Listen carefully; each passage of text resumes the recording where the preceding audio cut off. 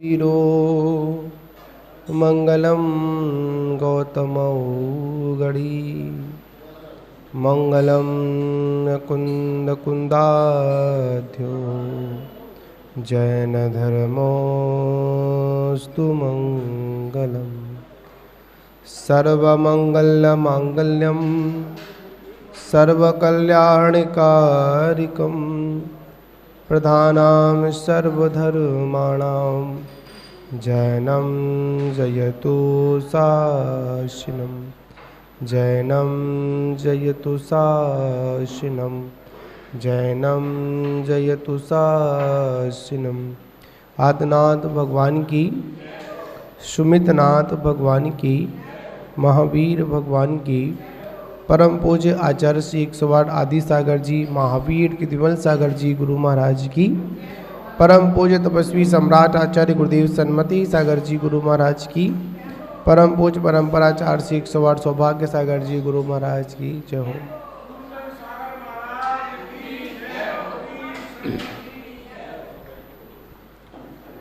महानुभावों, आज हम सभी की मति को सुमति करने वाले ऐसे सुमितनाथ भगवान का आज त्रिकल्याणक है, जिसमें जन्म, ज्ञान और मोक्ष। और देखा जाए जो ये तीनों कल्याणक हैं, वह तीनों कल्याणक बड़ा ही महत्व रखते हैं। वैसे तो महत्व पांचों कल्याणकों का है। तीर्थंकर के हर उत्सव का अलग महत्व है, पर उसमें जो जन्म और ज्ञान और मोक्ष, यह तीनों कल्याणक परमपिता परमात्मा के परमात्मा होने का संकेत देते हैं। जन्म सभी का होता है और फर्क इतना है कि हमारा जन्म होता है और उनका जन्म कल्याणक होता है। हमारा जन्म होता है वह सिर्फ स्वार्थ के साथ में होता है। जब भी किसी घर में किसी पुत्र का जन्म होता है या किसी पुत्री का जन्म होता है, अगर पुत्र का जन्म होता है तो कहते हैं ये कुल का दीपक है, और अगर पुत्री का अगर जन्म हुआ है तो बोलते हैं ये घर की लक्ष्मी है। पर वहाँ पर भी स्वार्थ है, ये बच्चा बड़ा होकर हमारा ही देखेगा या अपने परिवार का देखेगा, और उसको बचपन से ही ऐसी जन्म के साथ में ऐसी उसको एक व्यवस्था दे दी जाती है, ऐसा एक मार्ग बता दिया जाता है, तो बच्चा वो मात्र अपने परिवार के बीच में ही खुश रहता है। तो जो सुमितनाथ भगवान का जो जन्म हुआ, तो वो जन्म सिर्फ अपने लिए नहीं हुआ, अपने परिवार के लिए नहीं हुआ, वो तो संसार के जितने भी जो प्राणी थे उन सभी के तीव्र पुण्य कर्म के उदय से तीर्थंकर जैसी महान आत्मा का जन्म वहाँ पर उत्पन्न अयोध्या नगरी में उत्पन्न हुआ। एक स्थान पर एक सुंदर बात लिखी थी, जब किसी घर में किसी बालक का जन्म होता है तो उसके परिवार के, उसके कुल का पुण्य का उदय होता है, तब जाकर उसके घर में एक पुत्र की प्राप्ति होती है। जब किसी समाज या किसी नगर की पुण्य का उदय होता है तो उस नगर में किसी आगे होने वाले मुनि बालक का जन्म होता है। और जब तीनों लोगों के पुण्य का उदय होता है ना, तब कहीं पर जाकर तीर्थंकर जैसी महान आत्मा का जन्म उस नगर में होता है। तीर्थंकर के गर्भ कल्याणक से लेकर जन्म कल्याणक तक, जन्म से लेकर तब तक, तब से लेकर ज्ञान तक, ज्ञान से लेकर मोक्ष तक, ये पांचों के पांचों कल्याण की व्यवस्था अगर किसी के हाथ में अगर होती है तो वो एक स्वधर्म इंद्र के हाथ में होती है। तीर्थंकर परमात्मा जन्म से लेकर जब तक दीक्षा नहीं ले लेते हैं तब तक उनके सारी खाद्य पदार्थ की व्यवस्था, वस्त्राभूषण की व्यवस्था स्वधर्म इंद्र के द्वारा स्वर्गों से संचालित होती है। वह मध्य लोक का कुछ भी स्वीकार नहीं करते हैं। और जैसे ही दीक्षा होती है तो दीक्षा होने के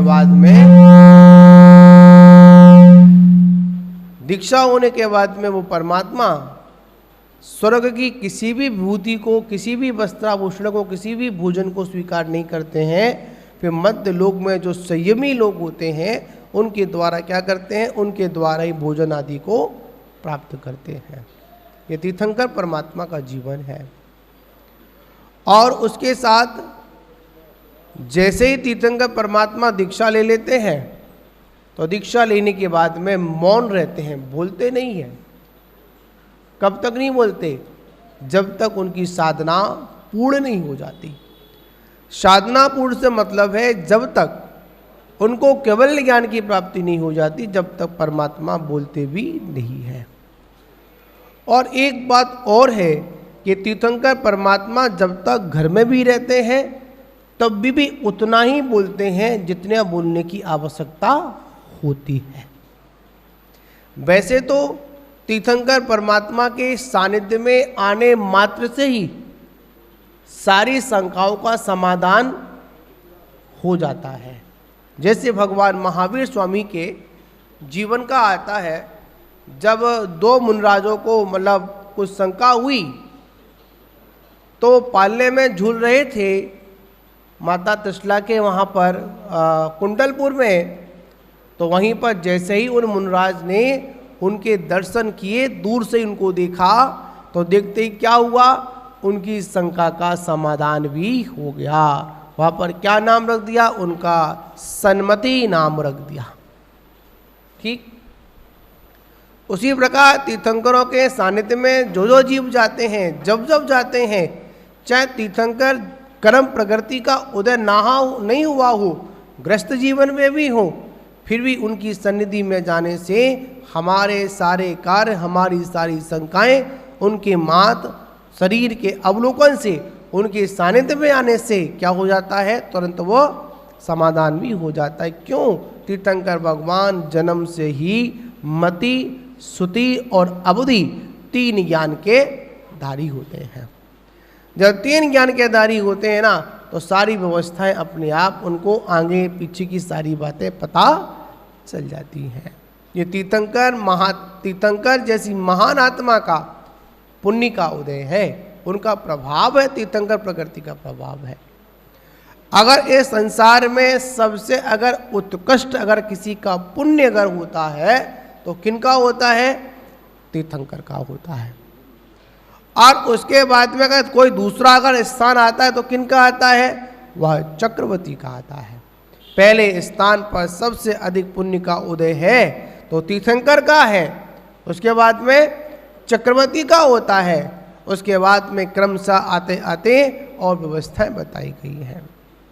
तो महान बाबू, यहाँ पर बात करनी है भगवान के जन्म, ज्ञान और मोक्ष की। जन्म हुआ, अब जन्म होने के बाद हमारे यहाँ भी कहते हैं कि जैसे किसी बच्चे का जन्म हुआ और जैसे जन्म हुआ तो उसके बारे में उसके फ्यूचर की क्या करते हैं हम लोग? कल्पनाएं प्रारंभ कर देते हैं। बच्चा स्कूल नहीं गया, अभी ठीक से बोलना भी नहीं सीखा, अभी ठीक से आपको पहचान भी नहीं पाता है, फिर भी हम क्या करते हैं, उस बच्चे के फ्यूचर के बारे में सोचना प्रारंभ कर देते हैं। क्या करते हैं, अरे इसको इस स्कूल में पढ़ाएंगे, इसको ऐसा ज्ञान देंगे, ऐसा करेंगे, ये करेगा, वो करेगा। तो उसी प्रकार यहाँ पर भी समझना है कि जन्म के साथ साथ ज्ञान की भी महत्वता है। अगर इस संसार में सबसे अधिक अगर कोई महत्वपूर्ण अगर है तो वो है ज्ञान। ठीक है ना। अब आप लोगों से पूछें कि आपके पास में ज्ञान है नहीं है, बताओ विपिन जी, है ज्ञान? बताओ मंत्री, पूरा ज्ञान है? कितना ज्ञान है बताओ, कम या ज्यादा? बताओ हीरा, कितना ज्ञान तुम्हें?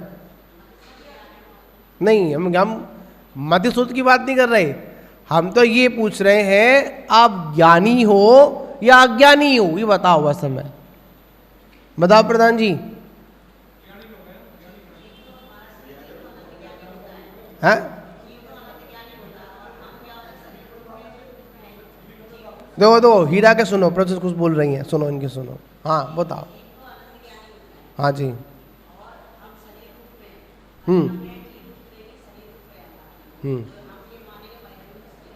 क्या बात है, देखो है ज्ञान, कितना ज्ञान है अम्मा जी, हीरा कितना ज्ञान है? फिर क्या बता रही है, याद रखना। हाँ सुनो सुनो, यहां पर बात है हर जीव ज्ञानी है, क्योंकि इस आत्मा का स्वभाव ही ज्ञान में है। अगर आत्मा का दूसरा कोई नाम अगर है तो वो ज्ञान है, समझे? हाँ क्या? हाँ जी, हाँ देखो है प्रवचन। हाँ जीव तो अनंत ज्ञानी है। हाँ सब ऐसे होते हैं।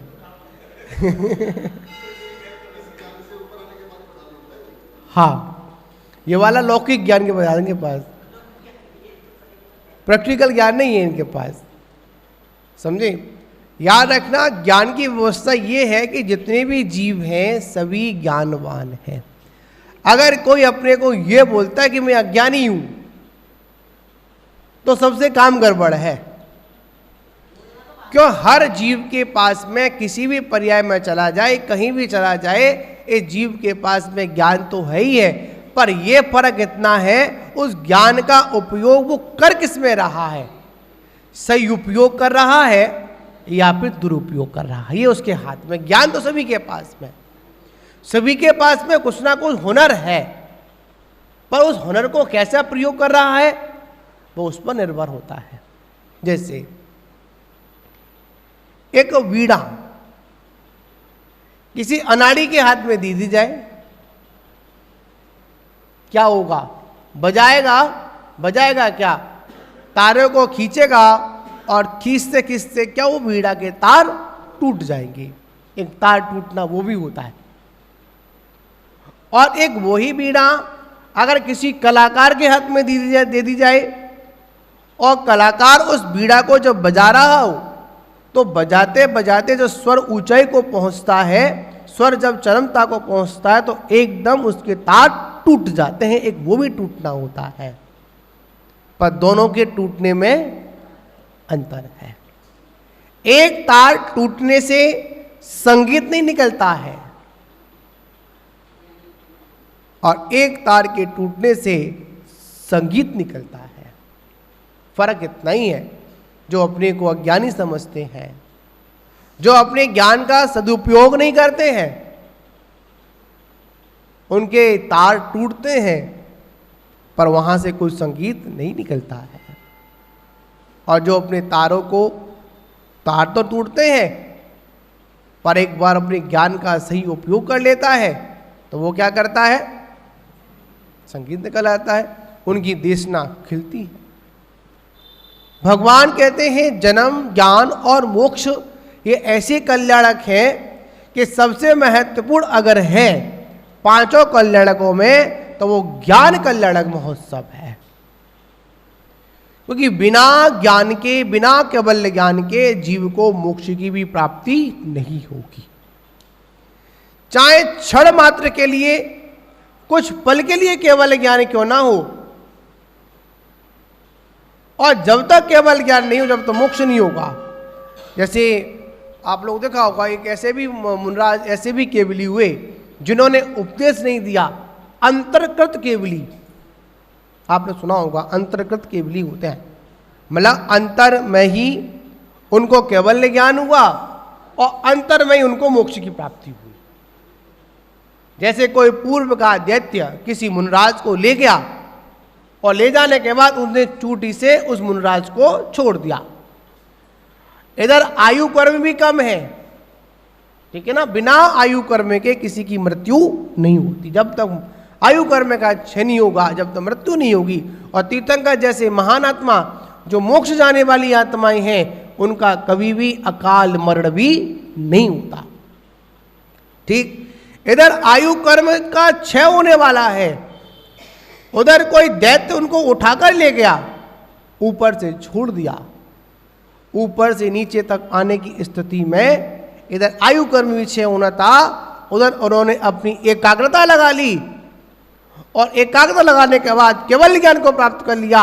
इधर केवल ज्ञान हुआ, आयु कर्म का क्षय हुआ, तो उनको मोक्ष की प्राप्ति हुई। ऐसे भी हमारे यहाँ अंतर्गत केवली हुए। याद रखना, जब तक ज्ञान नहीं होगा जब तक मोक्ष की प्राप्ति भी नहीं होगी, ये बात पक्की है।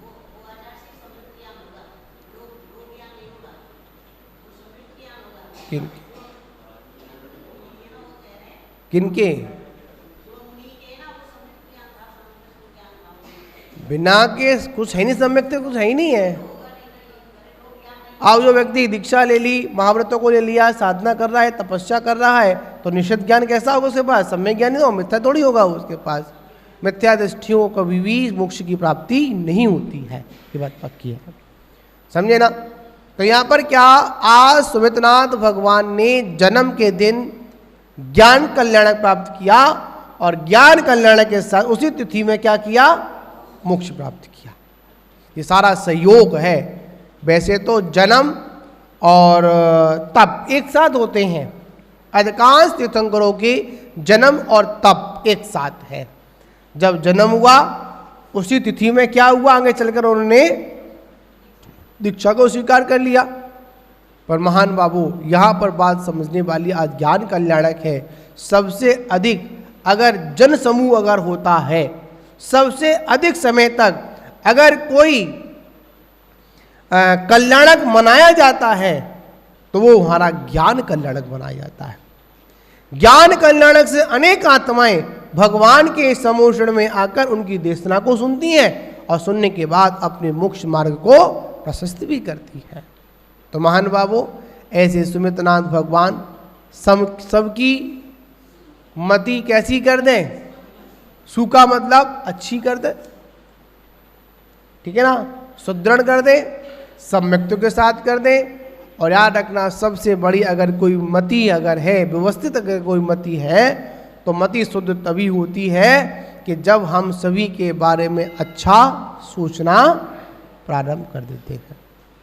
जीवन के दो सूत्र हैं।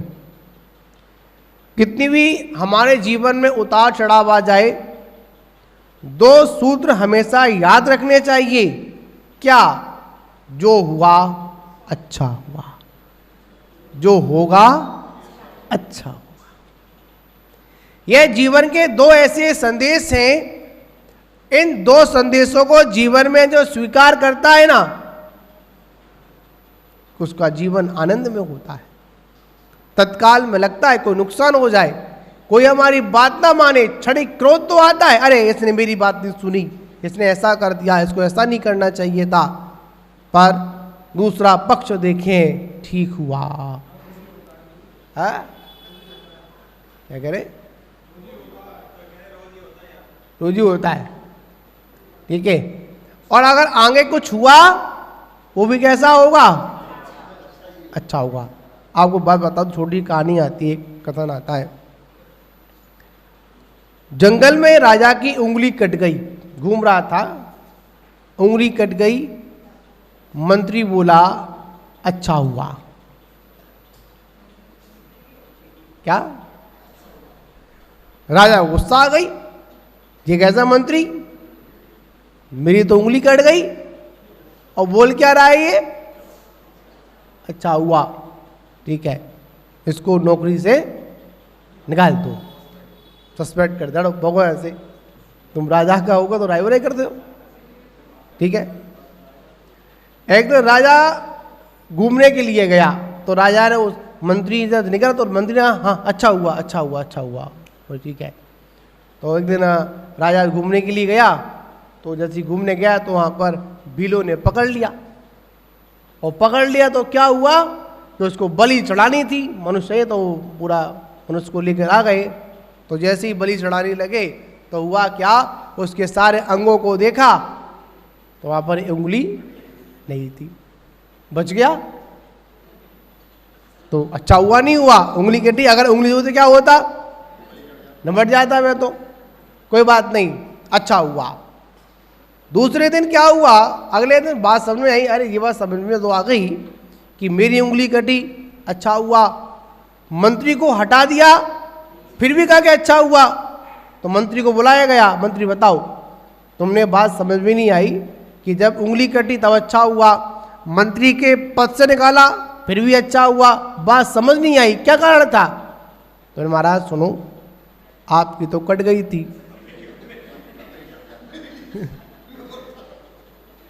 क्या मंत्री, सही है, आपको तो निकट गई, आप तो बच गए। अगर आप मुझे नहीं निकालते तो आज तो मेरी तो काम हो ही जाता, इसलिए अच्छा हुआ।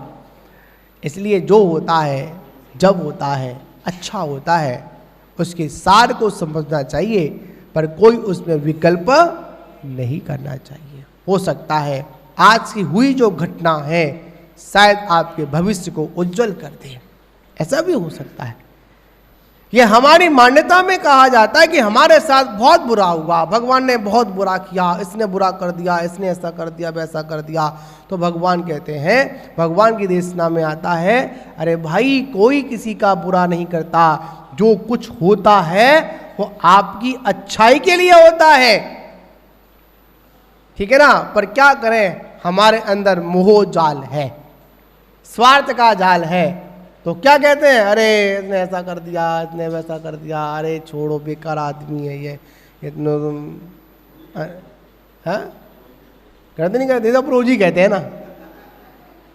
पर नहीं, हमको इसी ज्ञान को प्राप्त करना है। क्या करना है? इसी ज्ञान को प्राप्त करना है, अपनी मति को व्यवस्थित करना है, ठीक है ना। तो आज भगवान किनका, सुमित नाथ जी के 3 कल्याणक आपने पालना में जो लाया है ना, और भगवान की देशना भी आपने सुनी तो आपको ज्ञान में बना लिया, और आपने लाडू तो चढ़ा ही लिया। तो आपने एक साथ तीनों कल्याणक आज इस धर्मपुरा में मना लिया, ठीक है। ये भी सभी का पुण्य का उदय है, और बिना पुण्य के उदय से कुछ भी प्राप्त नहीं होता। हाँ, आनंद मिल गया, तीनों मिल गए। देखो भगवान नीचे 3 है ना, देवशास्त्र गुरु 3 है, और प्रधान 2 है। नहीं नहीं नहीं, 2 प्रधान, वो विपरीत। अब ये पता नहीं पक्ष इनका विपक्ष से कब कौन, हाँ सन्मयी। तो महानुभावों, ये सारी व्यवस्थाएं हैं, सहयोग की बात है। आप इसी प्रकार भगवान का क्या मनाते रहे, कल्याणक मनाते रहे। अभी देखो मैं तो देख रहा था, सारे पुरुष लोग भगवान का परिमार्जन कर रहे थे, वो तो भगवान को पहुंचने में तल्लीन थे। तो इधर महिलाओं ने अपना पालना चालू कर दिया। ठीक है, और पालना चालू किया तो सभी लोगों ने भावों के साथ में क्या किया, पालना झुलाया। ये आज आपका पालना झुलाना, ठीक है, हो सकता है कि आगे चलकर आपको भगवान का साक्षात पालना झुलाने का मौका मिल जाए। पालना छोड़ो कि सबसे पहले भगवान का तीर्थंकर बालक का दर्शन करने का सौभाग्य आपको मिल जाए। ठीक है, देखो वैसे तो पंचाणक होते हैं ना, कहीं कहीं अन्य स्थान पर होते हैं, तो वहाँ पर पैसा खर्च कर कर पात्र बनते हैं, बनते नहीं बनते, पैसा खर्च करना पड़ता है। एक फ्री की सौदा, आपको पैसा खर्च करना नहीं पड़ेगा। जब जब भगवान का कोई कल्याणक आए, जन्म आए, मोक्ष आए, कोई भी कल्याणक आए, तब तब भगवान की भक्ति भावों के साथ में करो। रोज इंद्राणी बनो, रोज इंद्र बनो। मतलब कौन रोक रहा है, रोक रहा है क्या? वहां तो पैसे खर्च करने पड़े, यहां तो भावों के साथ में क्या बन गए, हम लोग इंद्र बन गए, इंद्राणियां बन गए। और क्या किया, वो ही पुण्य कमाया जो पुण्य उन्होंने पैसा खर्च करके बनाया था। तो महान बाबू, यहां पर बात है कि अपने जीवन में हम क्या करें, भगवान की आराधना करें, भगवान की पूजा करें, भगवान की वंदना करें। यही हमारे जीवन की क्या है, सार्थकता है। तो इसी के साथ विराम लेंगे, समय आज अधिक हो गया। बोलिए सुमित नाथ भगवान की। हाँ जी, हाँ देखो है प्रवचन, हाँ जीव तो अनंत ज्ञानी है। हाँ सब ऐसे होते हैं।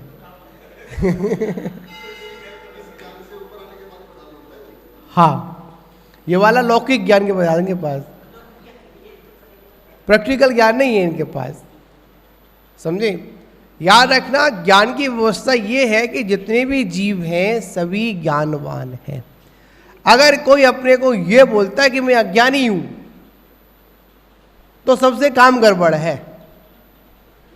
क्यों, हर जीव के पास में किसी भी पर्याय में चला जाए, कहीं भी चला जाए, इस जीव के पास में ज्ञान तो है ही है, पर यह फर्क इतना है उस ज्ञान का उपयोग वो कर किस में रहा है, सही उपयोग कर रहा है या फिर दुरुपयोग कर रहा है, ये उसके हाथ में। ज्ञान तो सभी के पास में, सभी के पास में कुछ ना कुछ हुनर है, पर उस हुनर को कैसा प्रयोग कर रहा है वो उस पर निर्भर होता है।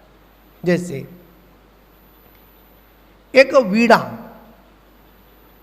किसी अनाड़ी के हाथ में दी जाए,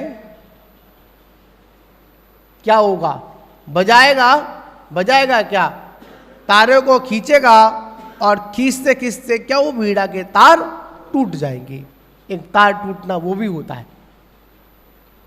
और एक वही वीणा अगर किसी कलाकार के हाथ में दे दी जाए और कलाकार उस वीणा को जब बजा रहा हो, तो बजाते बजाते जो स्वर ऊंचाई को पहुंचता है, स्वर जब चरमता को पहुंचता है, तो एकदम उसके तार टूट जाते हैं। एक वो भी टूटना होता है, पर दोनों के टूटने में अंतर है। एक तार टूटने से संगीत नहीं निकलता है और एक तार के टूटने से संगीत निकलता है। फर्क इतना ही है। जो अपने को अज्ञानी समझते हैं, जो अपने ज्ञान का सदुपयोग नहीं करते हैं, उनके तार टूटते हैं पर वहां से कोई संगीत नहीं निकलता है। और जो अपने तारों को, तार तो टूटते हैं पर एक बार अपने ज्ञान का सही उपयोग कर लेता है तो वो क्या करता है, संगीत निकल आता है, उनकी देशना खिलती है। भगवान कहते हैं जन्म, ज्ञान और मोक्ष ये ऐसे कल्याणक हैं कि सबसे महत्वपूर्ण अगर है पांचों कल्याणकों में तो वो ज्ञान कल्याणक महोत्सव है। क्योंकि बिना ज्ञान के, बिना केवल ज्ञान के जीव को मोक्ष की भी प्राप्ति नहीं होगी। चाहे क्षण मात्र के लिए, कुछ पल के लिए केवल ज्ञान क्यों ना हो, और जब तक केवल ज्ञान नहीं हो जब तक मोक्ष नहीं होगा। जैसे आप लोग देखा होगा, एक ऐसे भी मुनराज ऐसे भी केवली हुए जिन्होंने उपदेश नहीं दिया, अंतर्कृत केवली। आपने सुना होगा अंतर्कृत केवली होते हैं, मतलब अंतर में ही उनको कैवल्य ज्ञान हुआ और अंतर में ही उनको मोक्ष की प्राप्ति हुई। जैसे कोई पूर्व का दैत्य किसी मुनराज को ले गया और ले जाने के बाद उसने चूटी से उस मुनराज को छोड़ दिया। इधर आयु कर्म भी कम है, ठीक है ना, बिना आयु कर्म के किसी की मृत्यु नहीं होती। जब तक आयु कर्म का क्षय नहीं होगा, जब तक मृत्यु नहीं होगी। और तीर्थंकर जैसे महान आत्मा जो मोक्ष जाने वाली आत्माएं हैं, उनका कभी भी अकाल मरण भी नहीं होता। ठीक, इधर आयु कर्म का क्षय होने वाला है, उधर कोई दैत्य उनको उठाकर ले गया, ऊपर से छोड़ दिया, ऊपर से नीचे तक आने की स्थिति में इधर आयु कर्म भी क्षय होना था, उधर उन्होंने अपनी एकाग्रता लगा ली और एकाग्रता लगाने के बाद केवल ज्ञान को प्राप्त कर लिया। इधर केवल ज्ञान हुआ, आयु कर्म का क्षय हुआ, तो उनको मोक्ष की प्राप्ति हुई। ऐसे भी हमारे यहाँ अंतर्गत केवली हुए। याद रखना, जब तक ज्ञान नहीं होगा, जब तक मोक्ष की प्राप्ति भी नहीं होगी, ये बात पक्की है।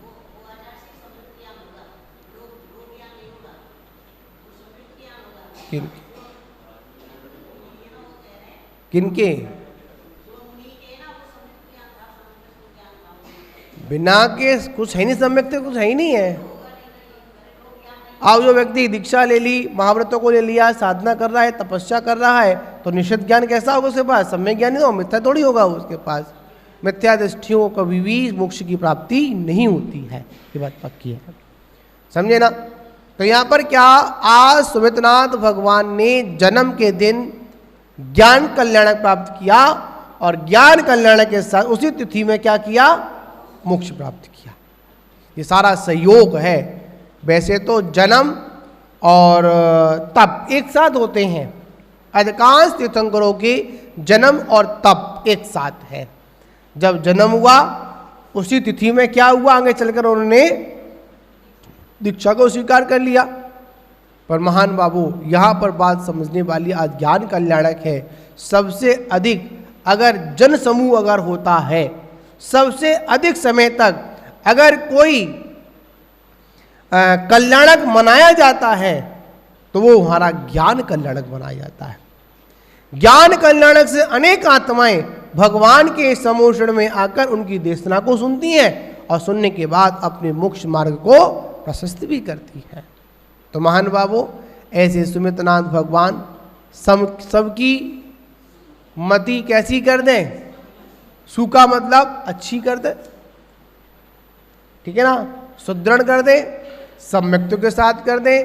और याद रखना, सबसे बड़ी अगर कोई मति अगर है, व्यवस्थित अगर कोई मति है, तो मति शुद्ध तभी होती है कि जब हम सभी के बारे में अच्छा सोचना प्रारंभ कर देते हैं। जीवन के दो सूत्र हैं, कितनी भी हमारे जीवन में उतार चढ़ाव आ जाए, दो सूत्र हमेशा याद रखने चाहिए। क्या? जो हुआ अच्छा हुआ, जो होगा अच्छा होगा। यह जीवन के दो ऐसे संदेश हैं, इन दो संदेशों को जीवन में जो स्वीकार करता है ना, उसका जीवन आनंद में होता है। तत्काल में लगता है कोई नुकसान हो जाए, कोई हमारी बात ना माने, क्षणिक क्रोध तो आता है, अरे इसने मेरी बात नहीं सुनी, इसने ऐसा कर दिया, इसको ऐसा नहीं करना चाहिए था। पर दूसरा पक्ष देखें, ठीक हुआ है, क्या करें, रोजी होता है, ठीक है। और अगर आगे कुछ हुआ वो भी कैसा होगा? अच्छा होगा। आपको बात बता दो, छोटी कहानी आती है, कथन आता है। जंगल में राजा की उंगली कट गई, घूम रहा था, उंगली कट गई। मंत्री बोला अच्छा हुआ। क्या? राजा गुस्सा आ गई, ये कैसा मंत्री, मेरी तो उंगली कट गई और बोल क्या रहा है ये? अच्छा हुआ, ठीक है। इसको नौकरी से निकाल दो, सस्पेंड कर दो, भगवान से। तुम राजा का होगा तो रायवराई कर दो, ठीक है। एक दिन राजा घूमने के लिए गया, तो राजा ने उस मंत्री से निकला, तो मंत्री ने हाँ अच्छा हुआ अच्छा हुआ अच्छा हुआ, तो ठीक है।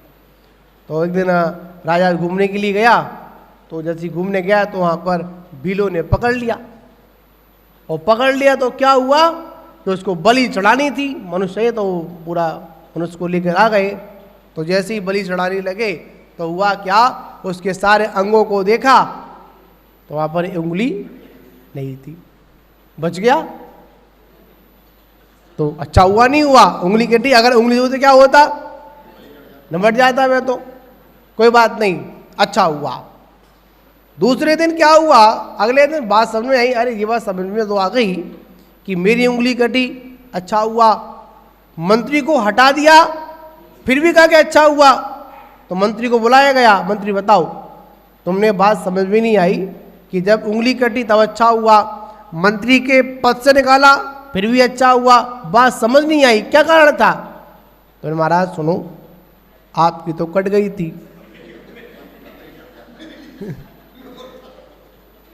क्या मंत्री, सही है, आपको तो निकट गई, आप तो बच गए। अगर आप मुझे नहीं निकालते तो आज तो मेरी तो काम हो ही जाता, इसलिए अच्छा हुआ। इसलिए जो होता है, जब होता है, अच्छा होता है, उसके सार को समझना चाहिए, पर कोई उसमें विकल्प नहीं करना चाहिए। हो सकता है आज की हुई जो घटना है शायद आपके भविष्य को उज्जवल कर दे, ऐसा भी हो सकता है। ये हमारी मान्यता में कहा जाता है कि हमारे साथ बहुत बुरा हुआ, भगवान ने बहुत बुरा किया, इसने बुरा कर दिया, इसने ऐसा कर दिया, वैसा कर दिया।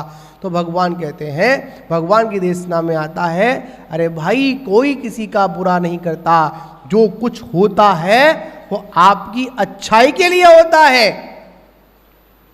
ठीक है ना। पर क्या करें, हमारे अंदर मोह जाल है, स्वार्थ का जाल है। तो क्या कहते हैं, अरे इसने ऐसा कर दिया, इसने वैसा कर दिया, अरे छोड़ो बेकार आदमी है ये, इतने